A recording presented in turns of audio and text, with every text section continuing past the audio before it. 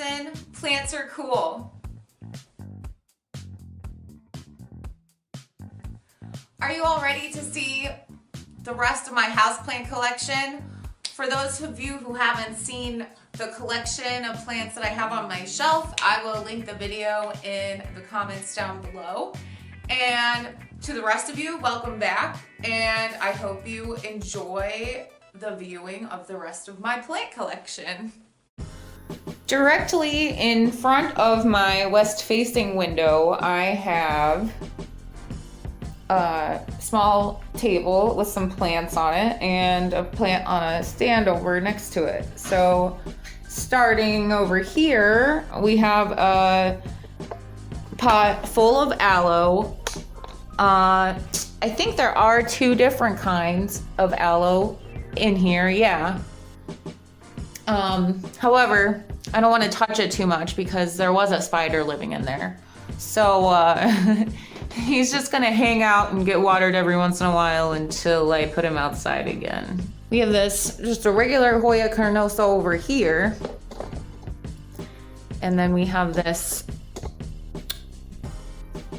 tricolored Hoya. I can't remember the name of it, but it's beautiful. And then we have some onions that used to be bigger, but they need to be watered. So that'll be fun to have 2 onions to grow. On the floor, I also have a plant. I have a little planter down here that has some succulents in it. Needs to be repotted. So I'll probably show you that some other time. Up here we have another Dracaena. It was a donation from my grandmother's friend. And then here we have a beautiful money tree.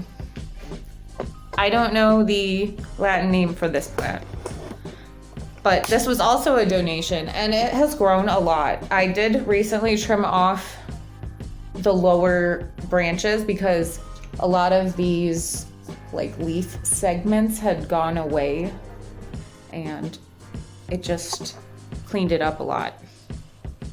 On top of my shelf, I have my what used to be called a philodendron saloon and has been recently reclassified to a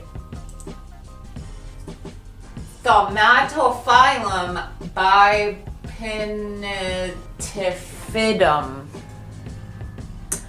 I have a mother plant in the other room that you will see later in the video. And on the other side, I have this snake plant, which doesn't seem to care much if it gets top light because all of this growth here is very light, but it's new. It's all new. And as you can see, this is a very large plant. It's like the longest ones back there, which really just swoop over now. They're like 3 foot long.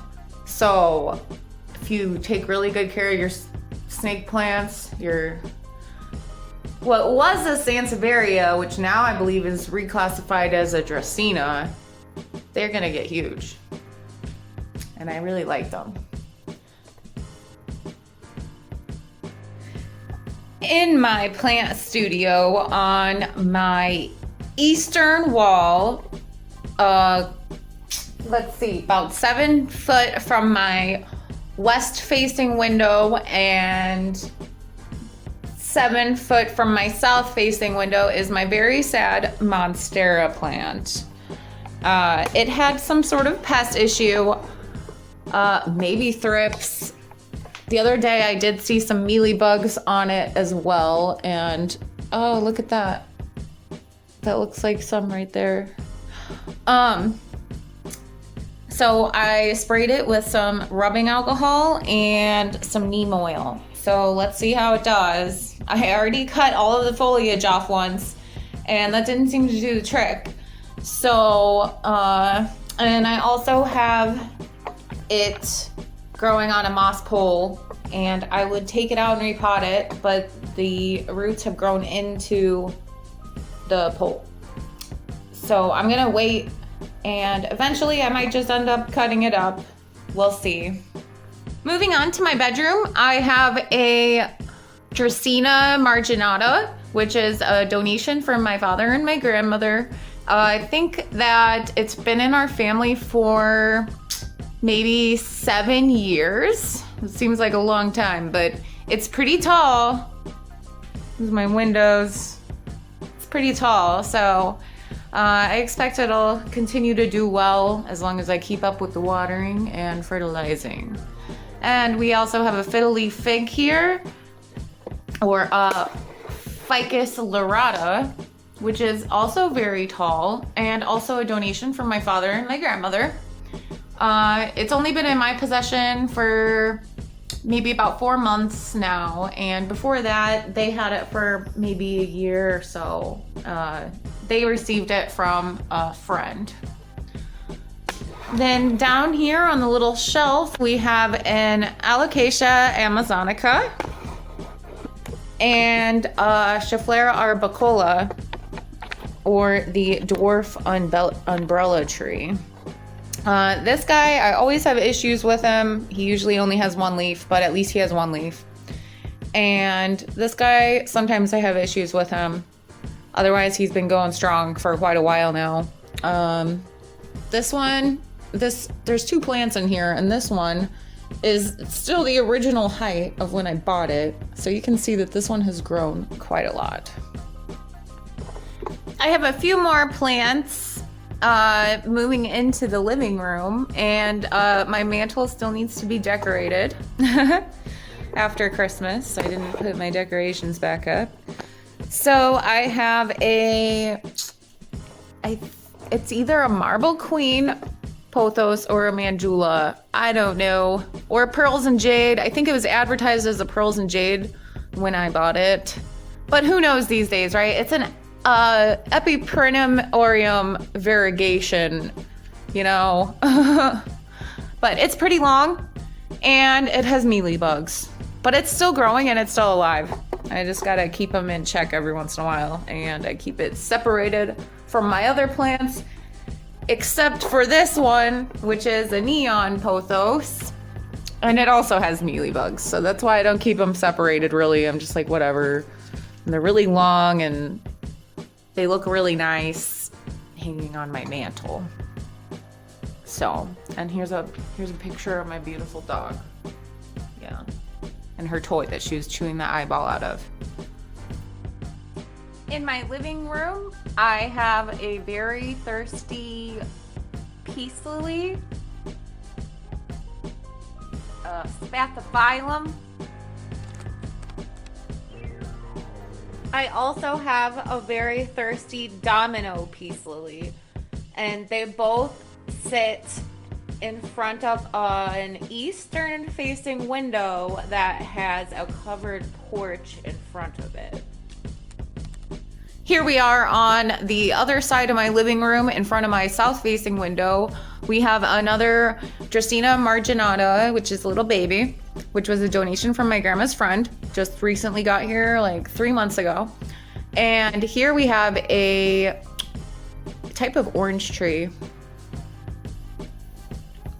I can't remember the name of the orange tree right now, but I'll give you a close-up of the little oranges. I think you can see one right there.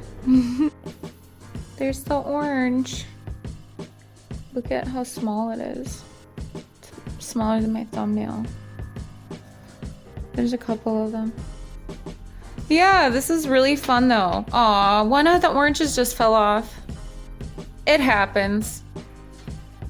But yeah, highly recommend. Can't wait to taste it. And then we have another aloe plant. It's huge.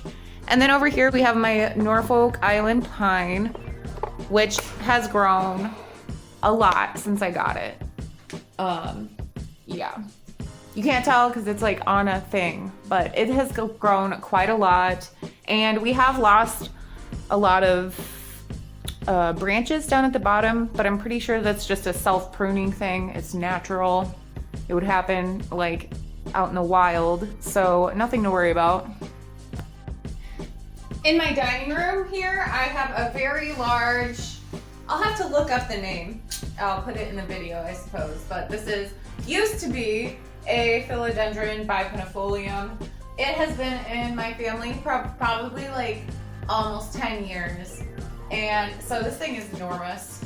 The new leaves since it moved in with me have been kind of small. So we'll see, maybe we'll put it outside in the summer, or I don't know. It'll just have to acclimate eventually. But it is beautiful. This is the mother plant to the one that I have on my plant shelf. And this is a north-facing window. Moving on to my new studio area / project room in my basement. I have a really sad Aglaonema. It's still alive. Yeah. But, okay, it might grow back. And then I have another money tree, which I bought at Menards last summer and summer of 2020. It's now January 21, and it hasn't grown at all. I got like 2 leaves that came out when I first brought it home that were already like growing on the plant. And since I brought it home, it hasn't grown at all. Down on the floor over here, I have my Dieffenbachia, which I've had for like a year or so, or probably almost 2 years now. I have no idea. But it had a little bit of spider mites going on, which happens a lot with this plant for some reason. But it is blooming right now. I don't know if you can see it. Yeah, so there's the bloom. 2 of them. Maybe I should try to pollinate them. And then I have some Kokedame plants that were 1 Epipremnum aureum and 1 Scindapsus pictus, and I think they're goners at this point. And then I have a Boston fern, which is trying to grow back. That's that little green stuff right there. That's all that's left. And then up here, I also have another piece of the same Boston fern. I separated them and they didn't like it, I guess. And this one's trying to grow back. So we'll see in the next coming months if they make any progress. It hasn't looked much better than this recently. This is a rabbitfoot fern. They're still alive though. They'll come back. We all tell ourselves that, right? And then I also have a staghorn fern that lives over on the wall over there. This one's doing a lot better than the other one, but they need some water. And right behind me is one of my first houseplants. I got this plant when I was 20 years old, I think, and I'm coming up on 27 now. So this plant I've had in my collection or in the care of a family member for like 7 years. So I had to put my tripod all the way at the back of my room so that you could see how tall this is. Over next to it, I have my giant Epipremnum aureum. And I just have to show y'all this leaf. Like, wow. So if y'all want to try to make a pole like this, you are going to have massive leaves and a lot of growth. Right now I'm dealing with some pest issues on this plant, and I plan to make a whole video about this particular plant and this pole design.